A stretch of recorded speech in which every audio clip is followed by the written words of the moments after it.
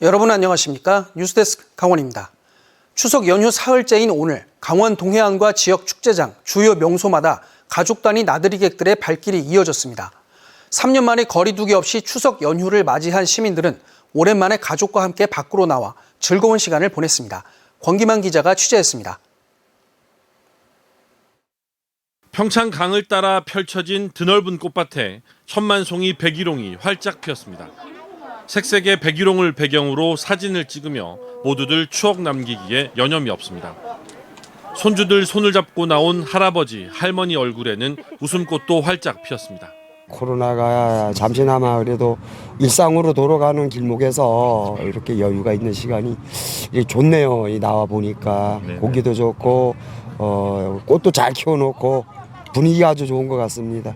궂은 날씨 탓에 축제는 취소됐지만 평창 봉평 메밀꽃밭에도 나들이객들의 발길이 이어졌습니다. 하얗게 펼쳐진 메밀꽃밭을 걸으며 잊지 못할 추억을 남겨봅니다. 꽃밭을 가로지르는 깡통 열차도 인기 만점입니다. 추석의 전통놀이도 빠질 수 없습니다. 이런 자리가 최근에 없었었는데 그래도 오랜만에 이렇게 탁 트인 곳에서 마스크도 살짝씩 벗었다가 이렇게 놀 수 있어서 좋았지. 강원도 동해안에도 가족 단위 나들이객들로 붐볐습니다. 3, 4, 5 모여 모래놀이를 하고 바닷물에 발도 담가봅니다. 25도를 웃도는 다소 더운 날씨에 관광객들은 백사장에 앉아 시원한 바람을 맞으며 휴일을 만끽했습니다. 3년 만에 시댁에 가서 식구들 만나니까 가족들 만나니까 너무너무 좋고, 그리고 또 바닷가 오니까 마음도 시원하고 속도 뻥 뚫리고 속이 시원하고 맛있는 것도 먹고 너무너무 좋아요. 고향에서 명절을 보내고 수도권으로 돌아가는 차량에 행락 차량까지 몰리면서 강원도 내 고속도로는 하루 종일 곳곳에서 정체를 빚었습니다. MBC 뉴스 권기만입니다. 오늘 오전 9시 50분쯤 영동고속도로 강릉 방향 문막 휴게소에서 70대가 몰던 승용차가 카페 앞 테이블로 돌진하는 사고가 났습니다. 이 사고로 테이블에 앉아있던 40대 여성과 10대 여학생이 다쳐 병원으로 옮겨졌습니다.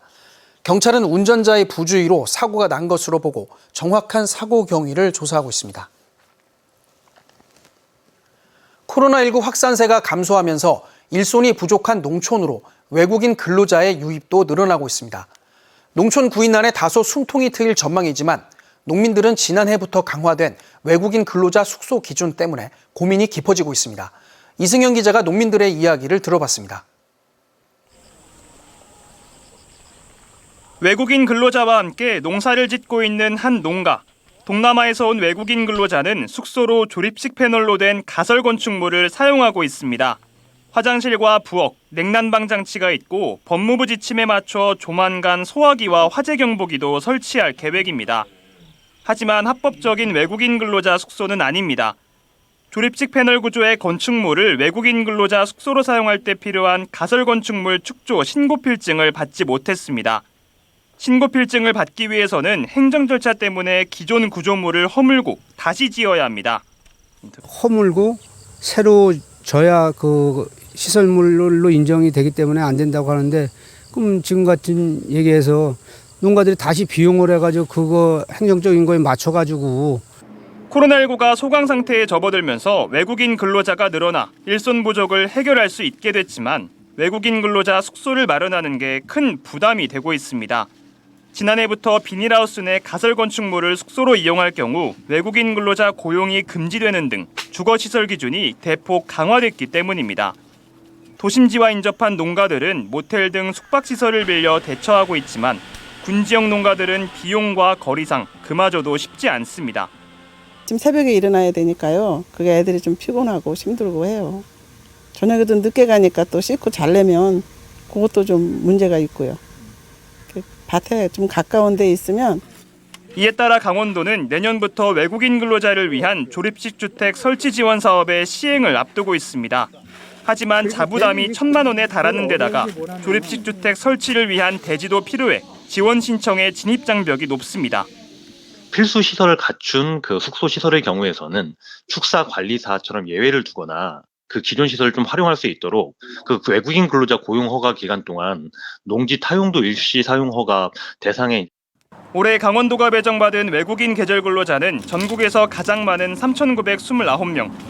농가에서는 마음 놓고 외국인 근로자를 고용해 일손 부족 문제를 해결하고 외국인 근로자들은 삶의 질을 높이고 인권을 보호받을 수 있도록 숙소와 관련된 행정 절차를 보다 세심하게 손봐야 한다는 지적이 일고 있습니다.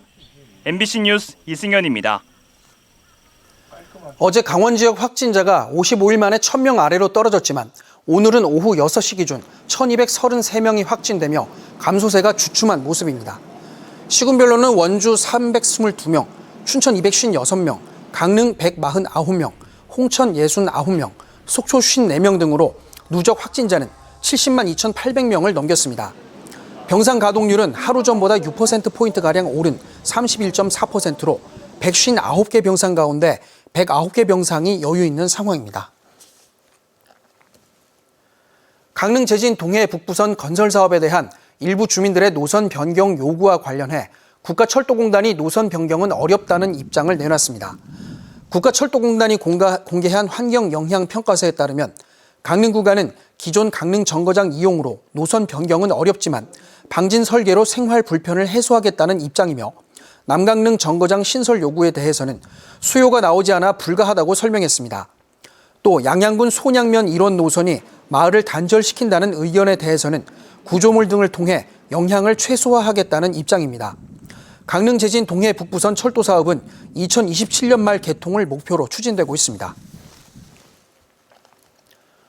K리그1 강원FC가 성남FC의 대승을 거두며 리그 순위를 6위로 끌어올렸습니다.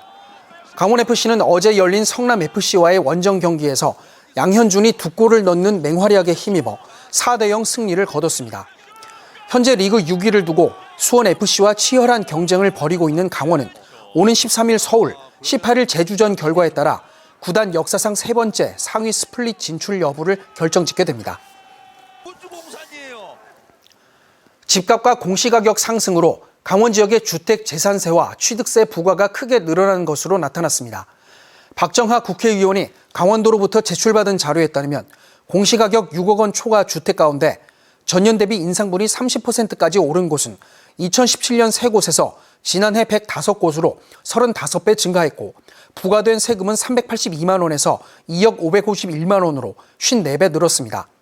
집을 살 때 내는 주택 취득세도 2016년 건당 평균 170만 원에서 지난 5월 272만 원으로 60% 증가했습니다.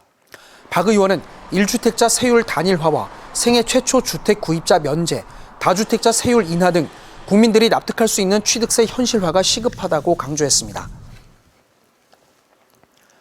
강원도와 강원도경제진흥원은 국민건강보험공단과 함께 배달앱 1단 10회와 연계한 국가건강검진 인증 이벤트 건강을 배달합니다를 실시합니다.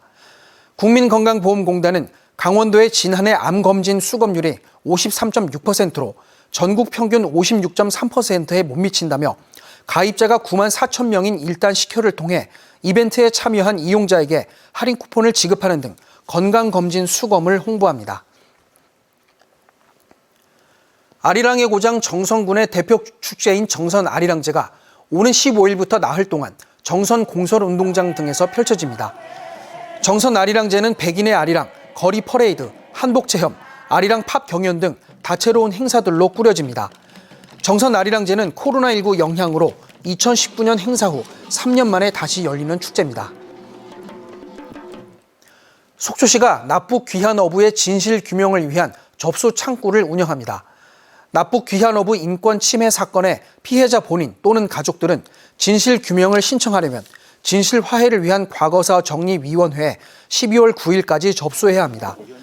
속초시에만 200명 넘는 피해자가 있을 것으로 추산되지만 현재 강원 영동 지역에서 진실 규명 신청자는 10명도 되지 않을 정도로 저조한 수준입니다. 한편 고성군은 지난 7월부터 접수 창구를 운영하고 있습니다. 뉴스를 마칩니다. 고맙습니다.